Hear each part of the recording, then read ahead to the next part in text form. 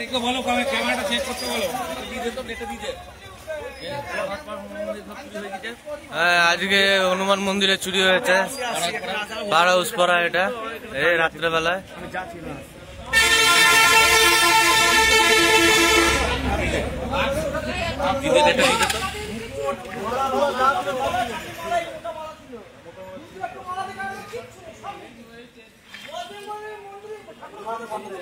অনেক মালা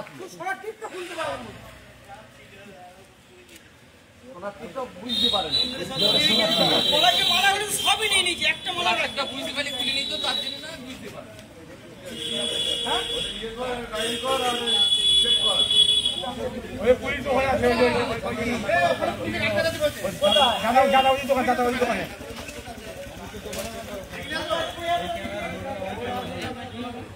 এই জানলাটা খোলা ছিল নাকি?